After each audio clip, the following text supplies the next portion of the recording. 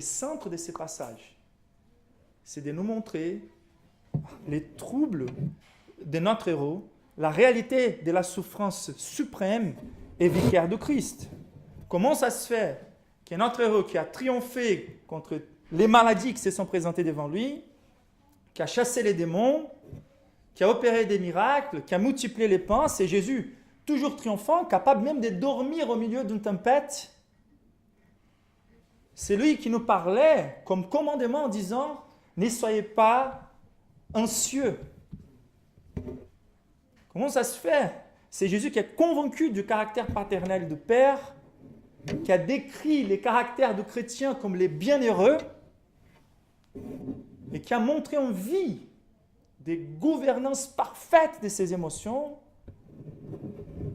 Comment ça se fait qu'il puisse utiliser un langage comme celui-ci? Mon âme est angoissée ou attristée jusqu'à la mort. Quelle profondeur des souffrances de l'âme. Et surtout contrastée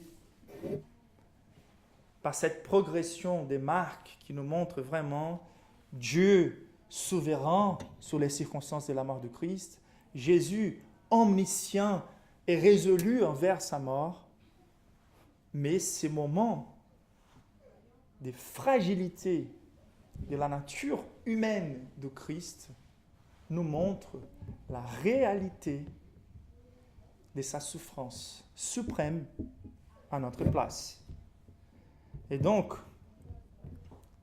c'est très important de faire des efforts pour pénétrer dans les Gethsémani avec Jésus et les disciples, pour essayer de comprendre qu'est-ce qu'il était en train de vivre. À nouveau, c'est important car certains de nos angoisses ne seront pas miraculeusement guéris par la prière. On n'a pas cette assurance. La réalité, c'est que des fois, c'est plutôt par la réflexion dans notre réel problème que nos problèmes secondaires disparaissent. Donc avant de parler sur la prière en soi-même, la réflexion à propos des vérités objectives révélées dans ces passages, je ne suis pas en train de mépriser l'importance de la prière, car des fois la prière est en elle-même un exercice de réflexion devant Dieu. Mais la réalité, c'est que des fois nous sommes en train de prier constamment par rapport à des sujets mineurs de notre vie, lorsqu'on méprise les sujets majeurs de notre vie. Tes angoisses, des fois, mes angoisses, des fois, sont très, très, très légères comparées à la vraie problématique de nos âmes devant Dieu.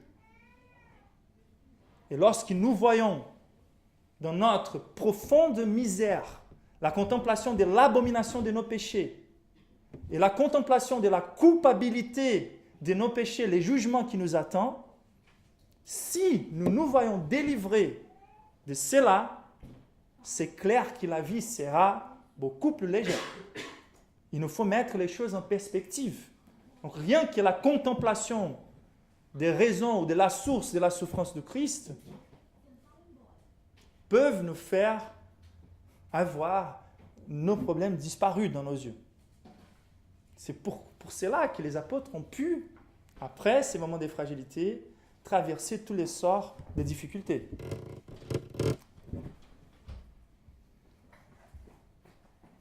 Donc, mais ce n'est pas à cause juste de régler nos anxiétés secondaires, mais c'est vraiment de comprendre la nécessité de partager quelque part de cette souffrance de Christ. Car s'il était en train de souffrir à notre place, je ne peux pas comprendre l'évangile, je ne peux jamais aller envers Jésus comme il faut si je ne comprends pas cette misère. Je peux aller envers Jésus sans partager la conviction des péchés, la repentance, si je vois Jésus simplement comme quelqu'un qui peut améliorer temporellement ma vie. Si je vois Jésus simplement comme un Père Noël ou un psychologue qui veut juste réaffirmer mon estime de moi-même. De jamais me confronter, de toujours me dire des mots d'affirmation de soi. Combien important vous êtes pour Dieu. Et ce n'est pas ça que Jésus est en train de vivre ici. Jésus est d'abord et avant tout notre sauveur. Sauveur d'une condamnation dont nous sommes responsables et qui nous fait abominables aux yeux de Dieu. C'est-à-dire qu'ils ne vont pas comprendre l'évangile si on ne partage pas des sentiments de Jésus dans ces passages. On ne va jamais embrasser par la foi Jésus comme il faut si nous ne voyons pas comme la cause de la souffrance de Jésus au Gethsémani et si nous ne partageons pas des mêmes sentiments par rapport à nous-mêmes. Et c'est super important, au-delà de ce qui nous concerne pour notre salut, c'est de considérer la gloire de Dieu révélée par cette souffrance. Nous voyons ici la Trinité avec un problème qui cause dans les fils bien-aimés de Père une angoisse jusqu'à la mort. Et la Trinité s'est mise dans cette problématique non à cause de quelque chose qu'ils ont engendré, mais à cause de nos péchés. Aucune chose ne peut rendre la vision du caractère généreux, gracieux, miséricordieux de Dieu que de contempler la souffrance que Jésus est en train de vivre volontairement à cause de nos péchés. Donc si nous ne considérons pas le niveau de souffrance de Jésus à cause de nos péchés, nous ne contemplons pas la gloire de Dieu qui nous sauve tel qu'il faut. Donc c'est un texte dont on pourrait présenter des milliers de raisons pour nous approfondir et pour nous enfuir de cette tendance actuelle de dire aux personnes juste des mots d'encouragement. Il y a un grand découragement provoqué par des raisons réelles, inévitables et objectives que Jésus traverse pour que nous puissions être encouragés après. Et donc, nous allons pénétrer dans ces terrains qui rendent des plus mystérieux, et même si on sait que notre connaissance ne va pas nous donner une connaissance complète, nous allons connaître quelque chose de réel. Et donc la vérité en étant le fait que Dieu veut que son peuple connaisse la réalité de la souffrance substitutive du Christ. La question qu'on va poser, c'est comment ce texte met en évidence la réalité de la souffrance suprême et vicaire du Christ. Comment ce texte révèle, comment ce texte nous aide à mesurer la nature de cette souffrance, le niveau de cette souffrance, la réalité de cette souffrance et l'aspect substitutif de cette souffrance. Et donc, la première réponse est que cette souffrance suprême et vicaire de Christ se révèle simplement par l'environnement présenté, le scénario. Donc, quand on étudie la géographie biblique, c'est étonnant de voir comment la Bible, à plusieurs reprises, ou Dieu, dans sa sagesse infinie, utilise les moyens, la géographie, les scénarios pour communiquer beaucoup de choses. Ou plutôt, en s'agissant de Jésus, comment il fait usage de l'environnement à plusieurs reprises pour approfondir la compréhension de ce qu'il est en train d'enseigner. Et donc, dans ces textes, la Bible nous dit qu'ils allèrent, verset 32, ensuite dans un lieu appelé Gethsémani. Gethsémani.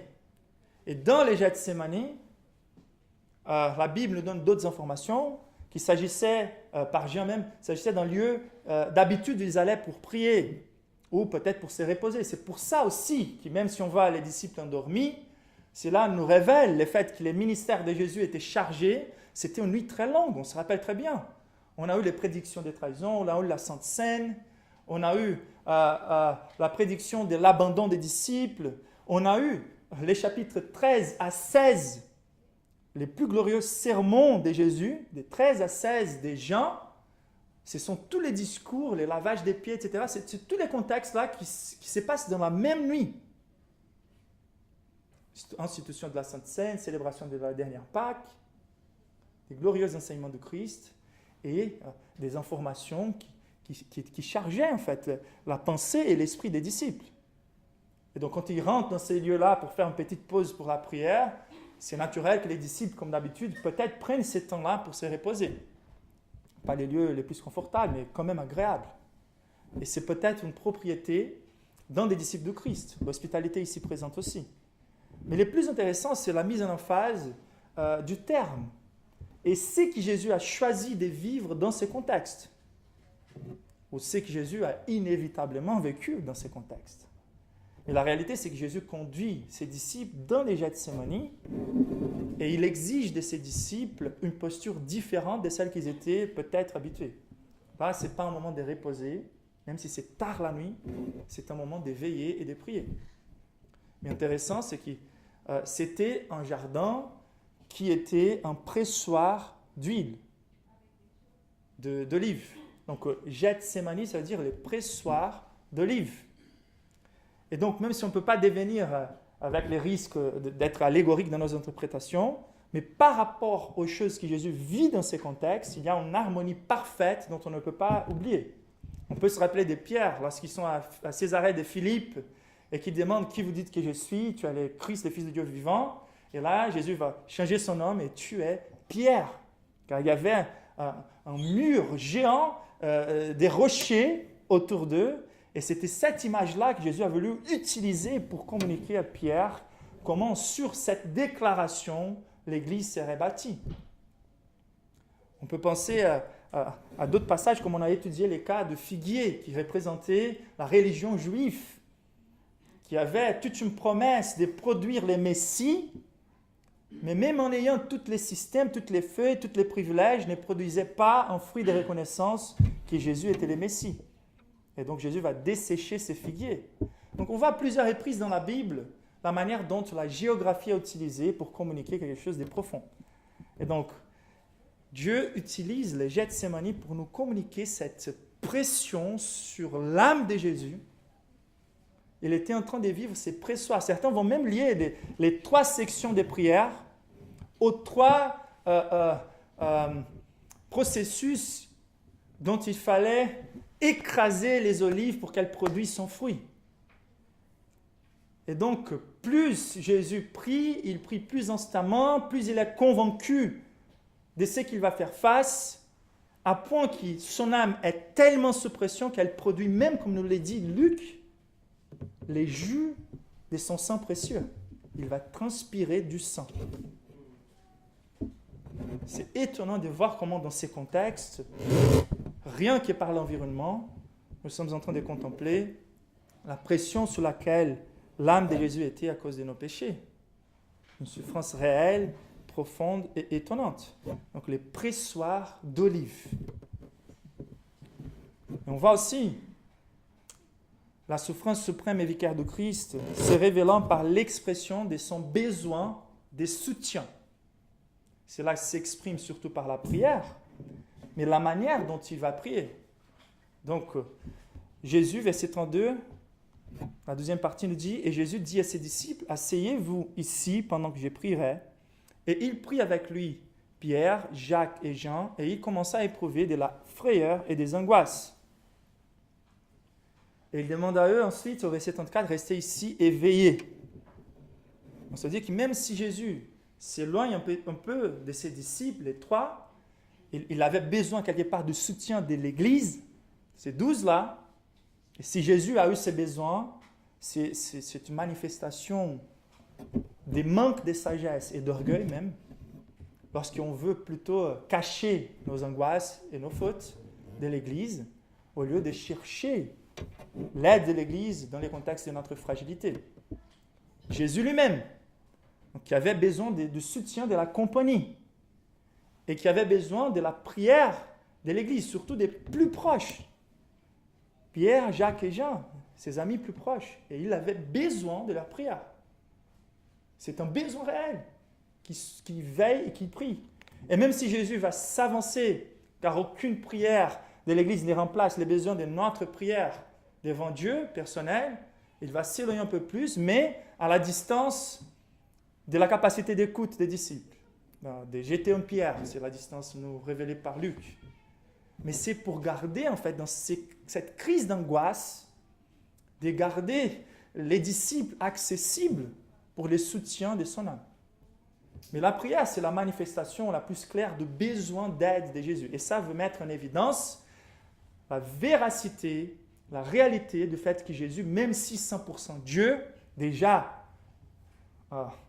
beaucoup révélé par la considération de son omniscience, de sa puissance, de ses miracles, de sa connaissance de la parole et des choses.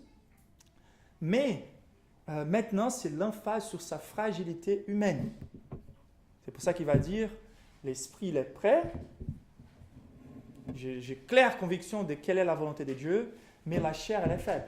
Et donc la chair ici, que ça soit clair, n'est pas, car la Bible elle utilise la chair de deux manières différentes au moins, soit la corruption humaine qui a cette tendance envers les péchés, soit simplement la partie matérielle de notre vie. Et la chair, dans ces contextes-là, la nature humaine, elle comprend non seulement le corps, mais aussi l'âme. Donc, quand il dit la chair, elle est faible, c'est cette tendance que nous avons de chercher et d'être exposés à des tentations qui menacent les corps, qui nous quittent de nos zones de confort. C'est la volonté juste d'éviter. Donc, Jésus est en train de dire cela. Ces tentations externes rencontrent une espèce d'appel à la fragilité naturelle du corps humain, surtout dans ces contextes de chute. Et donc, Jésus, pour fortifier son corps, la volonté de son âme, il cherche cet exercice spirituel, la prière. On peut parler de la prière comme les lieux de la plus élevée des communions avec les pères, les lieux les plus élevés des communions avec les pères. Et donc, dans ce sens-là, Jésus a toujours prié. Si prier, c'est juste de diriger des mots envers les pères, Jésus a toujours prié pendant toute l'éternité. La Trinité sépare entre elles, se chérissent. Mais ici, nous ne sommes pas devant une prière d'adoration ou de communion, nous sommes devant une prière d'intercession. Et les prières d'intercession sont en train de communiquer notre totale dépendance de la force que Dieu puisse soutenir pour faire face à ce qu'il faut et qui défie la chair. Donc c'est très intéressant de voir ici la nature humaine du Christ complètement révélée, quelque chose qui c'est nécessaire pour nous et qui montre cette dépendance totale du Saint-Esprit. Donc en tant qu'homme, Jésus, il a dû faire face à certaines circonstances dont sa nature humaine n'était pas capable de tenir. Et Paul Washer, dans une de ses prédications, il a donné une illustration incroyable. Il a dit, quand la Bible dit que Jésus avait une portion immesurée du Saint-Esprit, c'était pour lui rendre capable, c'est cette onction qui rendait capable les ministres ou les médiateurs de l'Ancien Testament d'accomplir leurs tâches. Et donc Jésus avait ces rôles des rois, prophètes et sacrificateurs. Et ici, nous sommes dans le contexte du fait que Jésus est les sacrificateurs. Et donc, le Saint-Esprit ici, pour que Jésus soit non seulement celui qui va prier pour nous, comme il l'a fait juste avant ces moments, la prière sacerdotale de Jean 17, mais il va aussi devenir le sacrifice lui-même pour nous. C'est les prêtres qui présentent soi-même comme agneau. Et donc, Washer va dire que le ministère du Saint-Esprit à ces moments, c'était simplement de tenir Jésus pour qu'il soit capable de recevoir les coups de la colère de Dieu déversés sur lui. Les plus sa nature humaine hésitait à aller envers la croix, les plus le Saint-Esprit les tenait et les poussait et l'encourageait à marcher. C'est dans ce sens-là où Jésus se voit sous la pression de notre condamnation. Et il manifeste sa totale dépendance de l'aide de Dieu et l'importance de l'aide de l'Église dans ces moments de prière. Donc il manifeste clairement les besoins d'un soutien. C'est encore plus étonnant de voir, et on va marcher progressivement d'un contexte envers les choses qui sont plus clairement manifestées dans ces textes. Donc on voit l'environnement, on voit simplement la requête envers les disciples et la requête devant Dieu, les besoins de prier, mais on voit aussi la suprême souffrance vicaire du Christ par la manifestation ou par ses manifestations corporelles. C'est très intéressant de remarquer comment Jésus était en train de se comporter à ce niveau-là. Comment c'était évident par rapport à la manière dont il affichait la trouble par cette anxiété visible d'aller, de revenir et de demander aux disciples de rester éveillés, de manifester un besoin d'un soutien pour qu'il lui-même soit capable de devenir notre grand soutien. Jésus est le soutien final des disciples, mais là, il est en train de manifester un trouble réel qui s'affiche par la façon dont il se porte au Gethsémani.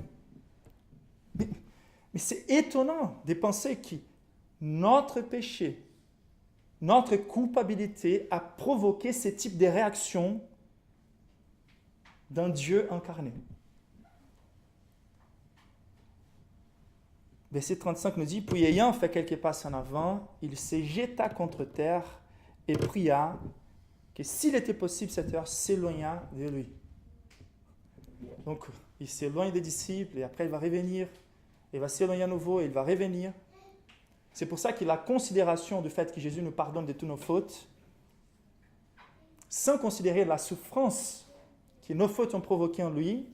C'est plutôt un encouragement pour rester dans une vie de péché, mais de considérer vraiment l'abomination de nos péchés et la souffrance qu'elle a provoquée en Jésus, nous fait comprendre que son pardon n'est jamais un encouragement en vie de péché. Et ici, nous voyons l'expression corporelle de Jésus. Luc nous dit que d'abord, avant de se jeter contre terre, il a plié ses genoux. Donc on voit un processus, l'expression corporelle à l'auteur des sentiments qu'il traversait. Il prie à genoux. La Bible suggère par les émotions que Jésus lui-même décrit, comme on verra, qui s'est jeté par terre. C'est aussi une manière de supplier avec plus d'instance qu'une manifestation des pertes de force dues à l'angoisse que Jésus était en train de vivre.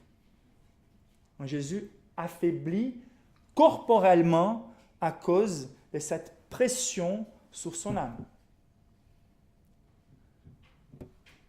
Si on rejoint les psaumes 38 qui nous donnent beaucoup de compréhension de ce que Jésus traversait ici, et Hébreux chapitre 5 qui va nous montrer que Jésus était en train de supplier avec des grands cris, on peut imaginer Jésus en train de faire des hurlements, une souffrance qui se manifeste par ses cordes vocales, et que même si les disciples dormaient quelque part, c'est sûr qu'ils ont été éveillés quelques moments à point de pouvoir enregistrer ce qu'il y a là.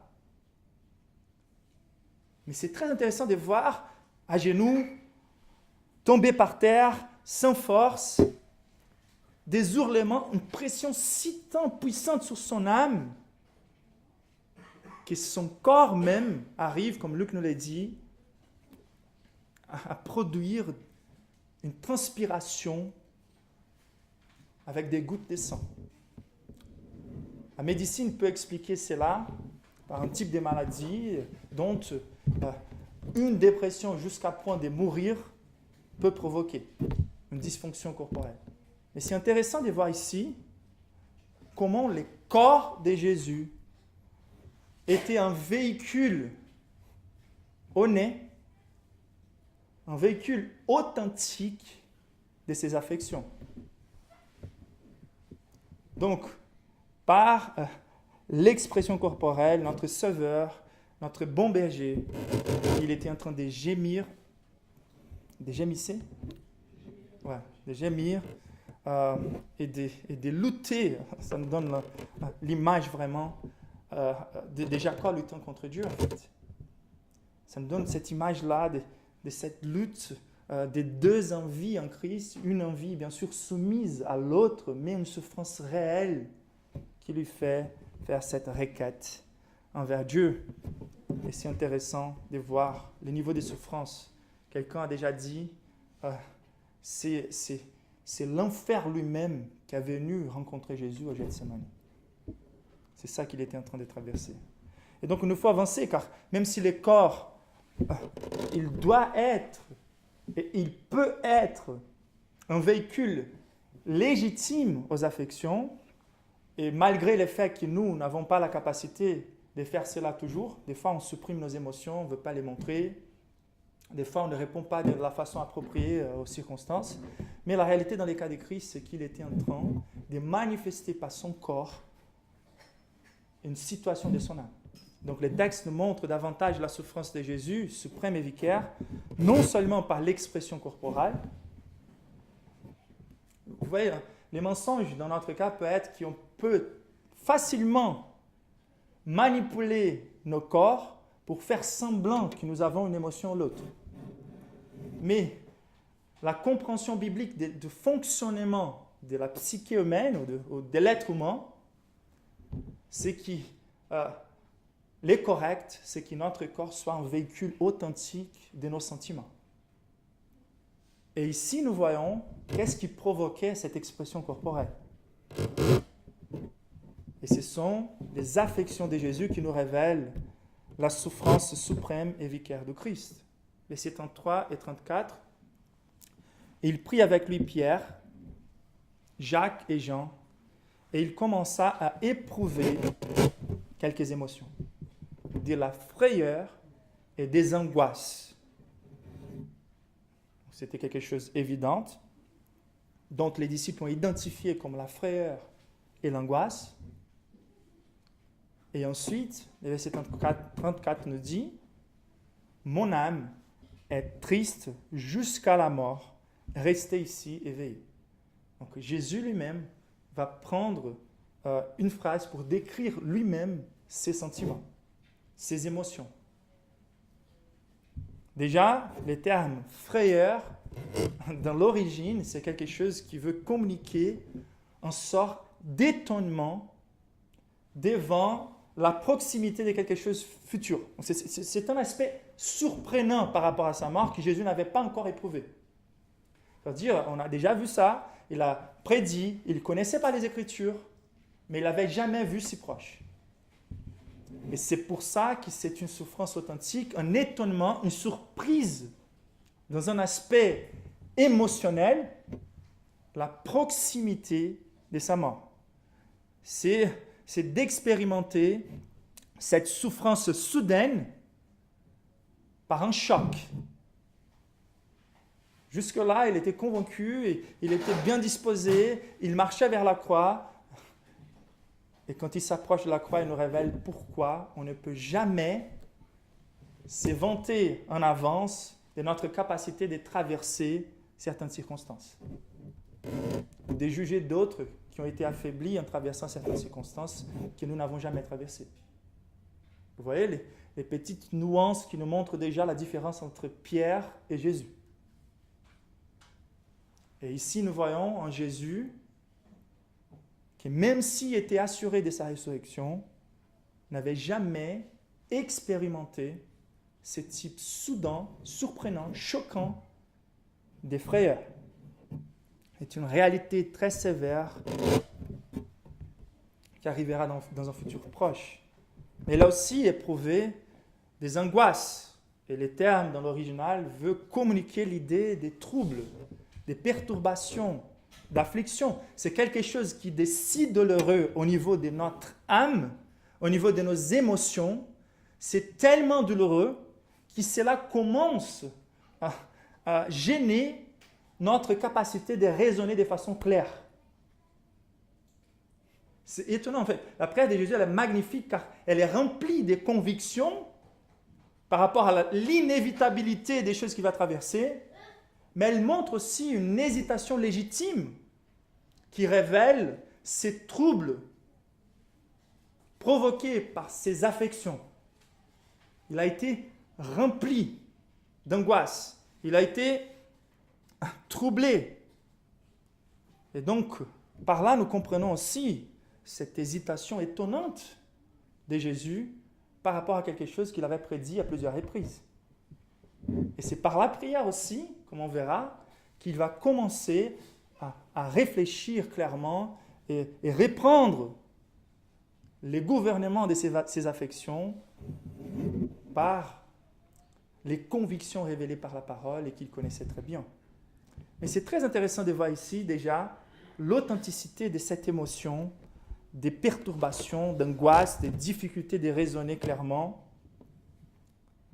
C'est simplement étonnant de voir l'authentique affliction de Jésus à notre place à cause de nos péchés.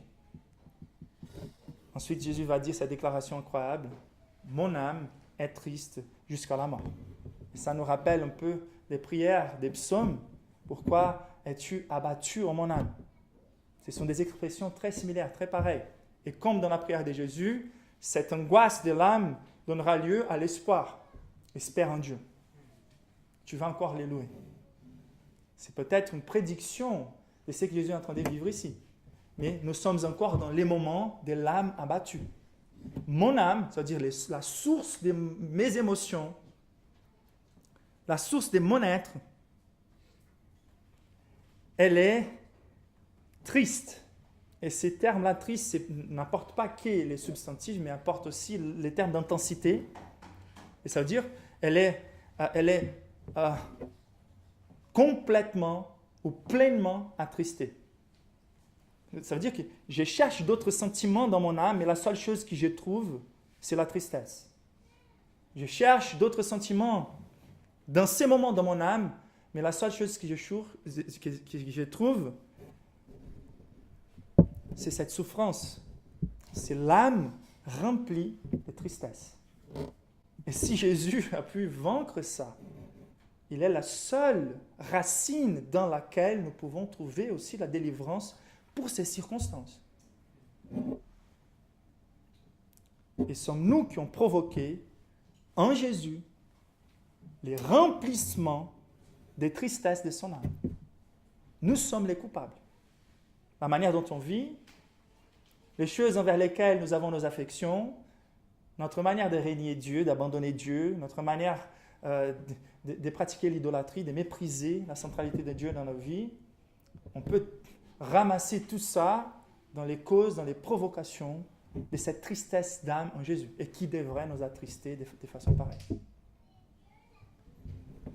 Et donc, il était rempli de tristesse, donc déjà l'intensité en soi, mais il ajoute encore plus d'intensité en disant « à point de mourir, jusqu'à la mort ».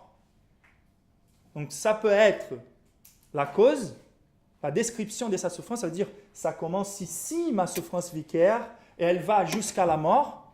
Je suis en train de souffrir car dès maintenant, je suis en train de subir à la punition de vos péchés, de nos péchés.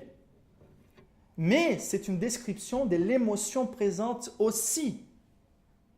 Je suis maintenant attristé jusqu'à la mort. La tristesse qui s'empare de moi, les dégoûts qui s'emparent de moi, la souffrance qui s'empare de moi, m'affaiblit réellement tellement que je suis à point de mourir ici devant vos yeux. Et ça explique cette transpiration des sangs. À point de mourir. Perte de force. Jésus par terre.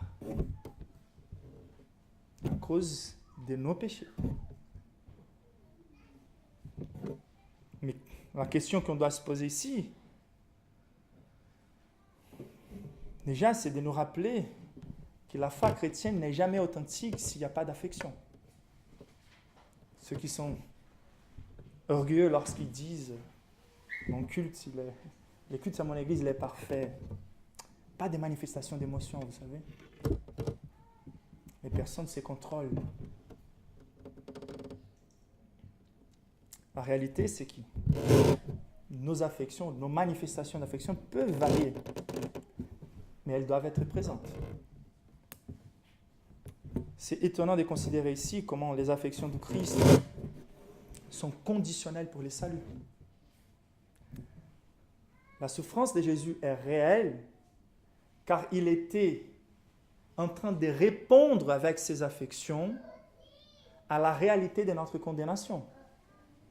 Là, je voulais vraiment que vous soyez conscients du fait qu'il fallait que Jésus soit 100% homme et qu'il souffre réellement pour qu'on puisse être délivré. Il faut qu'il prenne sur soi la punition de nos péchés. Et donc ces dégoûts Et cette culpabilité qu'il a expérimentée, c'est aussi déjà les paiements de notre dette. Jésus, il a vécu parfaitement les émotions qu'il fallait selon les circonstances. Il allait ressusciter Lazare, il savait, mais il a quand même pleuré. Il était authentique. Il donnait toujours une réponse appropriée avec ses affections, une réponse appropriée à la réalité qui était devant lui, à la vérité qui était devant lui. Donc si l'évangile nous est prêché en nous disant que nous sommes abominables aux yeux des dieux, sans à cause de nos péchés, la réponse appropriée, c'est en repentir. Bienheureux ceux qui pleurent. Bienheureux les pauvres en esprit. La foi ne sauve personne automatiquement. Que ce soit par les baptêmes, que ce soit par la déclaration de l'Église. La réalité de la conversion passe aussi par les affections. Comment nous avons réagi par nos émotions à la vérité qu'on dit avoir cru. D'ailleurs, même les démons donnent une réponse appropriée à leur connaissance des dieux. Ils tremblent. Combien plus nous ne devrions pas trembler devant la conscience du fait que nous sommes des pécheurs. C'est intéressant car les émotions de Jésus sont conditionnelles pour notre salut, car il répond toujours parfaitement aux circonstances et aux vérités objectives devant lesquelles il est. Elles sont parfaitement intenses. Donc l'intensité des émotions de Christ par rapport à la condamnation du péché, elle est parfaite. C'est pour ça qu'elle est extrême. Car la condamnation du péché est extrême. C'est intéressant de remarquer aussi que même si elles sont conditionnelles pour notre salut, parfaitement manifestées, toujours en harmonie avec l'ensemble de son caractère, mais elles sont toujours gouvernées et maîtrisées par lui-même. On va voir que ces troubles légitimes de son âme ne lui a pas dévié du chemin. Même dans sa prière, on voit déjà la protection de la prière elle-même.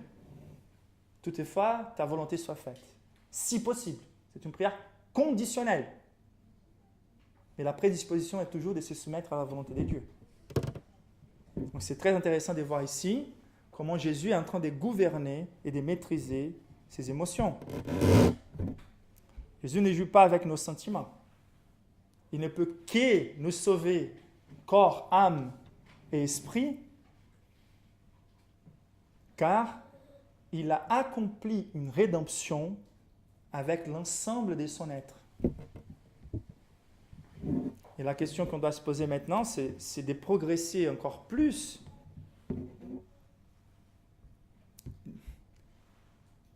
déjà de nous rappeler que c'est bien de manifester nos émotions. C'est bien. Jésus a trouvé du bien dans la manifestation de ses émotions. Il s'en sortit de ces circonstances-là, triomphant, aussi car il a manifesté ses émotions. Mais pour comprendre encore plus la profondeur de la souffrance suprême et vicaire de Christ, il nous faut demander quelle était la source de cette souffrance. Quelle était la source de ces émotions? Donc on est en train de rentrer dans l'ordre biblique de la compréhension de nos comportements. Notre corps exprime nos affections, ou doivent exprimer nos affections de façon légitime. Nos affections révèlent la vérité de nos sentiments émotionnels qui sont toujours une réponse à la manière dont on voit les choses. C'est une réponse à la raison quelque part ou à l'illusion qui se passe au niveau de la pensée. Donc des fois, on est en train de vivre un problème petit, mais on a l'impression que le problème est géant. C'est notre manière de raisonner à partir d'en donner de la vie. Une tribulation, des circonstances difficiles, ou juste un désir charnel, des choses que je voulais tellement avoir que je n'ai pas encore. Et donc, il y a une réalité ou une illusion qui se passe au niveau de la pensée et nos sentiments vont répondre. C'est la perspective dont on voit les choses. Donc, la dernière manière de considérer comment la souffrance de Jésus est révélée dans ces passages,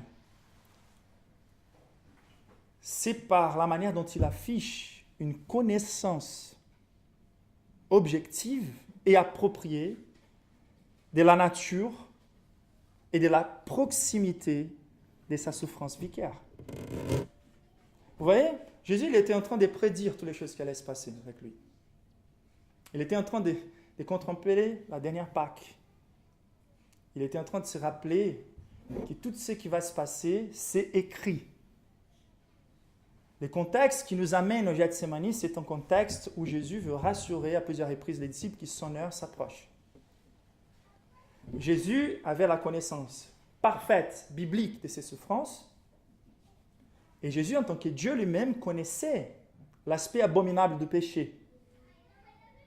Jésus connaissait l'inévitabilité de sa mort comme condition pour le salut des pécheurs. Jésus était en train de contempler une connaissance parfaite et objective de ce que les péchés provoquent dans le cœur d'un Dieu saint. Et c'est pour ça que Jésus, plus que toutes les personnes, a senti ses émotions en réponse à une connaissance objective. Nous serions aussi délivrés de beaucoup de malheurs et d'anxiété juste en nous forçant à regarder les choses par la perspective de Dieu. Et nous serions éveillés par rapport aux vrais problèmes si on voyait les choses par la perspective de Dieu. Mais c'est intéressant de remarquer dans les versets 35 et 36 comment cette prière de Jésus et cette souffrance de Jésus est tout à fait attachée à la connaissance objective des choses qu'il allait traverser. Donc, verset 35 nous dit, ayant fait quelques pas en avant, il se jeta contre terre et il pria que s'il était possible, cette heure s'éloigna de lui. 7 heures. Il y a une heure là, claire, devant la pensée de Christ, qu'il connaît très bien. Mais c'est intéressant, il dit, s'il était possible, que cette heure s'éloigne de moi. C'est intéressant de remarquer, rien que par l'hésitation de Christ, la vérité de cette souffrance. Mais même dans cette demande, ce n'était pas une exigence, ce n'était pas « Père, éloigne cette coupe de moi, si il est possible ». C'est une prière d'hésitation, mais tout à fait soumise. Et qui garde, dans les mots même que Jésus utilise, la conviction de son inévitabilité. C'est une connaissance objective qui provoque une hésitation légitime, qui est une expression d'une souffrance légitime, quelque chose que Jésus, dans son envie humaine, veut éviter, et c'est naturel, mais qui est rempli de connaissances par rapport à la souveraineté de Dieu. Et c'est pour ça qu'il continue en disant, « Abba Père, toutes choses te sont possibles, éloigne de moi cette coupe. Toutefois, non pas ce que je veux, mais ce que tu veux. » C'est très intéressant. Donc Jésus, il est aussi en train de reconnaître la toute-puissance de Dieu. Et la manière dont, dans sa toute-puissance, Dieu est disposé à écouter toutes nos prières, mais de ne pas se soumettre à toutes nos requêtes. Sa volonté, en tant qu'Abba Père, en tant que Dieu tout-puissant, sera forcément le mieux, sera forcément le bon.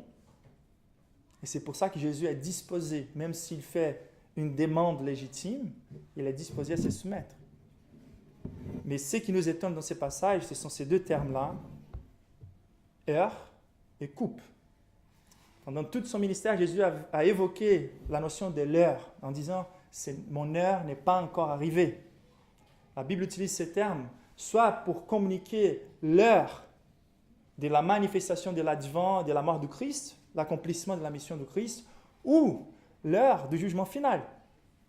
Et il y a une liaison entre les deux, c'est juste la mort de Jésus sur la croix, c'est une anticipation du jugement final.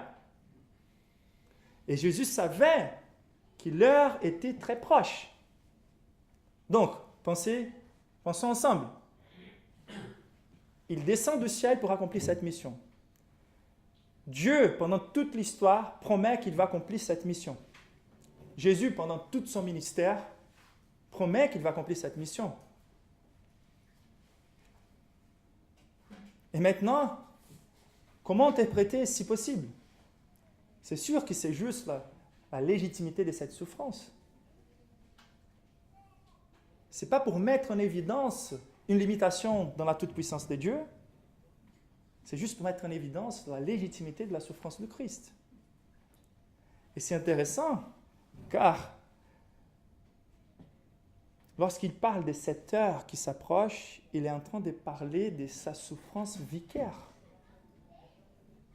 Ensuite, la notion des coupes, qui est tout à fait en harmonie avec cette conviction, c'est l'heure de boire la coupe de Père.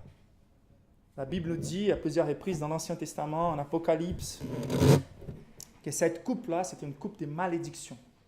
C'était une coupe d'honte.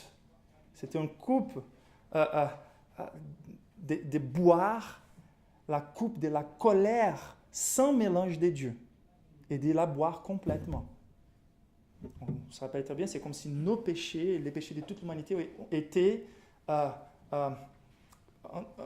ils étaient comptabilisés et rassemblés dans une coupe géante, un grand barrage, si on peut dire comme ça. Et là, à partir du moment où elle est complètement remplie, elle va être déversée. C'est les pères même, c'est cette notion-là qui est étonnante, c'est les pères même, c'est Dieu lui-même qui fait les fils la boire. C'est étonnant de considérer la compréhension de Jésus, déjà par ces termes heure et coupe, la compréhension qu'il s'agissait des choses inévitables. Donc son hésitation est en train de révéler une réaction légitime et appropriée à cette souffrance inévitable. Ces troubles de Jésus. Et donc lorsqu'on parle de l'heure, lorsqu'on parle de la coupe, on est en train de parler de la condensation de l'enfer sur Jésus, du Gethsémani à la croix. La mort de Christ ne se résume pas à la souffrance physique.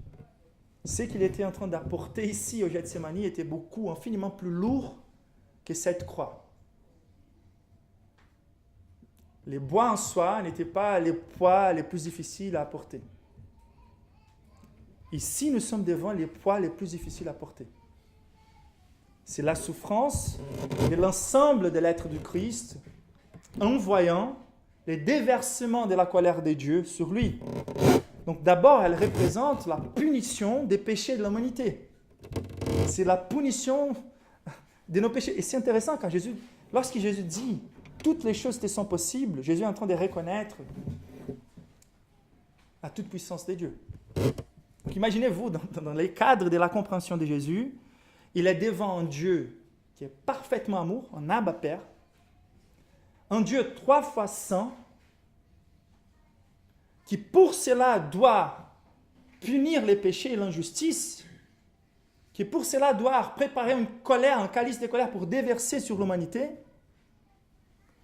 Et donc on voit l'autorité suprême de Dieu, on voit la bonté de Dieu, la sainteté de Dieu et la toute-puissance de Dieu. Et c'est ce Dieu-là tout-puissant qui va employer sa toute-puissance pour déverser sa colère juste sur tous les péchés de l'humanité qui méritent une condamnation éternelle dans l'enfer et qu'il va condenser toute cette colère-là et déverser sur son propre Fils. Si Jésus était terrifié à propos de cette condamnation, nous ne pouvons pas nous considérer des chrétiens si nous n'avons pas une terreur de la même nature. Et c'est étonnant de voir qu'elle ne symbolise pas que cette terreur Imaginez Jésus en train de réfléchir et de comptabiliser chaque péché qu'il a contemplé dans sa vie, mais chaque péché qu'en tant que Dieu, il a contemplé pendant toute l'histoire. Et pour mesurer le niveau des souffrances, contemplons avec l'histoire d'Israël la quantité d'agneaux innocents qui étaient en train d'hurler lorsqu'ils étaient exécutés. Et contemplons ensemble la circoncision des enfants, comment ils criaient lorsque l'expiation du péché était représentée dans les débuts de leur vie. Donc, essayons d'écouter ces cris. Essayons de contempler cette souffrance, cette douleur qui, par les choses matérielles, vise à communiquer quelque chose d'encore plus et infiniment plus sévère dans un niveau spirituel. Les descriptions de l'enfer selon les pages du Nouveau Testament. Les souffres, les grincements des dents. C'est ce type de colère-là que Jésus était en train de contempler face à face. Et pour être capable de payer les prix pour toute l'humanité, il ne suffisait pas de représenter juste les péchés de David. Mais non seulement la condamnation est révélée dans cette coupe et dans cette heure, c'est vraiment, on est en train d'étudier sur l'union avec le Christ. Et dans l'union avec le Christ, on a cette vérité incroyable, que Dieu nous voit en Jésus. Et donc, en nous voyant attachés au Christ, c'est Jésus qui va en nous. Et il nous traite comme si on était le Christ. Ça veut dire que notre dette est payée, les crédits du Christ sont imputés à nous, et Dieu peut nous traiter tranquillement comme si on était droit toute nos vies, si nous sommes en Christ. Mais ici, nous sommes devant l'image inverse. C'est Dieu traitant les fils comme unis à nous. Et c'est par la première fois, comme Loïc a bien remarqué dans nos méditations cette semaine, c'est par la première fois que Jésus rentre dans cette expérience inédite, intra-trinitaire, que les fils éprouvent non seulement la condamnation de nos péchés, mais les yeux de Dieu dirigés à lui avec dégoût. Mon fils bien-aimé en qui j'ai mis toute mon affection, maintenant devient malédiction à cause de nos péchés. C'est les calices de la honte, de l'humiliation. Les traîtres, les fils de l'homme est livré dans les mains des traîtres. Dans nos mains. Ce sommes nous là, abandonnant le Christ, l'amenant à la croix, en lui faisant sentir ses dégoûts de la part du Père.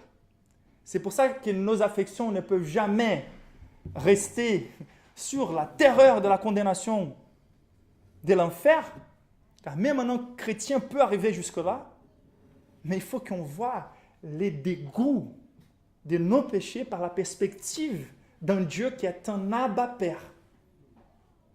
Vous voyez, il exprime cette relation paternelle avec Dieu, deux fois grec et hébraïque, Abba Père, deux fois les mêmes termes. Mais attention, il n'est pas en train de communiquer par là juste une intimité mêleuse avec Dieu. C'est la notion patriarcale des pères aussi. Il y a l'intimité là, mais il y a la vertu suprême de se soumettre à la volonté de Dieu. La révérence envers les pères. C'est la compréhension que ces pères, comme Jésus toujours disait, Père saint et Père juste. Et c'est de s'approcher de lui avec cette notion-là, que les pères vont me faire maintenant boire cette coupe. Jésus veut se fortifier en se rappelant, tu es mon Père. Pendant toute l'éternité, tu es mon Père. Tu ne vas jamais laisser d'être mon Père. En même temps qu'il savait qu'à partir du moment où il s'approchait de cette heure et qu'il buvait cette coupe, il était en train de devenir la chose la plus abominable aux yeux de son Père. C'est un dégoût, c'est une abomination envers nous-mêmes qui doit toujours précéder la compréhension de ce que Jésus a fait pour nous à l'Évangile. C'est ça qui provoque la sanctification, la vie de gratitude, de savoir que Jésus, à notre place, a expérimenté les dégoûts du Père. Il s'est fait abomination, il s'est fait malédiction à notre place. L'union du Christ avec les chrétiens. Jésus s'attachait à nos fautes imputées à lui. Ça, c'est le cœur de l'Évangile. Et donc, c'est étonnant de voir par là les caractères uniques de cette souffrance. Car c'est une chose pour nous de savoir que nous méritons cette culpabilité, cette punition, et que nous méritons aussi ces dégoûts de la part de Dieu envers nous, les pauvres en esprit, comme Jésus décrit la conversion. Nous reconnaissons notre misère spirituelle, notre désir d'avoir notre caractère conformé à Dieu, vu comme impossible par nos efforts, vu notre misère spirituelle. Mais c'est unique dans les cas de Christ, car nous ne sommes jamais sortis de ces contextes d'amour intra-trinitaire. Donc la douleur de Christ, lorsqu'il voit les yeux des dégoûts du Père, c'est quelque chose de nouveau et que personne n'aura l'expérience. Les niveaux d'amour du Père pour les fils, éternel, intra-trinitaire, c'est quelque chose qui est un arrière-plan unique pour l'expérience du dégoût de la part de Dieu envers lui-même. Et c'est pour ça que c'est suffisant pour toutes nos fautes, pour toute l'humanité. C'est aussi les caractères uniques, car si le Dieu auquel toutes les choses sont possibles n'a pas trouvé un autre moyen, donc ce n'est pas une question de capacité, on va se rappeler très bien, ce n'est pas qu'il n'était pas capable d'épargner Jésus, mais dans ses plans éternels, dans les promesses qu'il a faites, les dieux qui ne peut pas mentir, les dieux fidèles, si Dieu lui-même n'a pas pu ou n'a pas voulu, et c'est vraiment plutôt la question des nécessités, il n'y avait pas une autre manière de nous sauver. Si Dieu lui-même n'a pas pu présenter une autre manière pour nous sauver sans que son Fils doive vivre ces niveaux de souffrance, nous devrions abominer toute notion d'écuménisme, toute notion de suggérer aux personnes qu'elles peuvent arriver à la présence de Dieu sans les sacrifices du Christ. Si possible, éloigne de moi cette coupe. Ce n'était pas possible. Et ça, ce n'est pas pour révéler à nouveau une limitation à Dieu, c'est pour révéler la taille de notre culpabilité et de notre méchanceté. Elle est de la taille du Fils de Dieu lui-même s'est sacrifiant pour nous. Elle est de la taille de Dieu. Personne ne peut arriver à la réconciliation avec Dieu sans que Jésus puisse boire cette coupe à leur place. La nécessité de cette souffrance pour notre salut. Et donc, vicaire est inévitable. Donc, nous sommes ici devant un des textes les plus glorieux des Écritures qui nous montre comment Jésus, non seulement a fait une requête au milieu d'une angoisse, mais qui révèle aussi que par les contenus de ces vérités objectives qu'il mentionnait dans sa prière, et par l'insistance de se rappeler et s'assurer que cette volonté-là était la volonté du Père. Donc pourquoi on va vers la prière? Ce n'est pas pour changer le cœur de Dieu, c'est pour changer notre cœur. Pour qu'on se rassure de quelle est la volonté du Père. C'est toujours bonne, parfaite et agréable. Et pour plus qu'elle puisse comprendre les difficultés qu'on doit traverser, Jésus a eu par cette prière son raisonnement éclairé, sa chair fortifiée par la fortification de l'esprit, par les rappels constants dans cette prière même du fait que c'est lui qui avait décidé que les choses ne changeraient pas, c'était son Père lui-même. Et c'est pour ça qu'il peut sortir triomphant de ces jardins. Il y a un parallélisme incroyable entre les jardins. On voit qu'Hébreu va nous dire que Jésus a été perfectionné par l'obéissance, c'était quelque chose de nouveau. Il était obéissant depuis toute l'éternité en tant que fils, il était obéissant pendant tout son ministère. Mais cette obéissance particulière de se subir, de se soumettre aux conséquences de notre désobéissance, c'était nouveau pour lui. C'était un niveau d'obéissance qu'il n'a jamais eu besoin d'accomplir. Donc si dans les jardins d'Éden, Adam a échoué en étant incapable de rester fidèle au Christ devant des tentations externes, dans les déserts après le baptême, Jésus va réussir à résister à des tentations externes. Mais si dans le moment du jugement d'Adam, Dieu l'appelle pour proclamer les faits, que sa sentence de mort a été déclarée et qu'il va être chassé du jardin pour mourir à l'extérieur, la réaction d'Adam était de rentrer dans les bois pour se cacher des dieux. Mais ici, nous voyons notre Christ triomphant, qui, à partir du moment où il prend sur lui la charge de notre sentence de mort et qu'elle s'approche, il va rentrer dans les bois, non pour s'enfuir de la présence de Dieu dans sa sentence de mort, mais pour sortir de ces bois fortifiés, pour se présenter à ceux qui vont l'amener jusqu'à la croix. C'est pour ça qu'il finit le texte en disant « Levez-vous ». Ce n'est pas « Levez-vous », allez, on s'enfuit. Non, c'est « Levez-vous ». Et il sort des bois, il dit à Dieu « Me voici, je suis prêt ». Et c'est par le triomphe de Jésus sur notre souffrance, par le fait qu'il a subi notre souffrance, que nous trouvons les ressources pour triompher aussi contre les péchés. Nous avons aujourd'hui une nouvelle opportunité de joindre Jésus dans cette prière. Avez-vous déjà connu la réalité de vos péchés et la réalité de l'enfer? Comment vos affections ont répondu à cela? Est-ce que vous avez vraiment senti la repentance, l'abomination de vos péchés, la terreur de l'enfer? À partir de là, ça se voit dans vos vies. Ça se voit dans nos vies. Comment nous nous sommes comportés, comment nous avons approché de Jésus envers la prière. Dans une complète dépendance de son œuvre. Et à partir de là, notre vie doit montrer aussi par la pratique. Et donc, notre Seigneur a triomphé. Et nous allons prier ensemble maintenant pour que cette souffrance vicaire soit embrassée par la foi et glorifiée par ces rappels que nous avons aujourd'hui de ce que notre Seigneur a dû vivre pour nous sauver.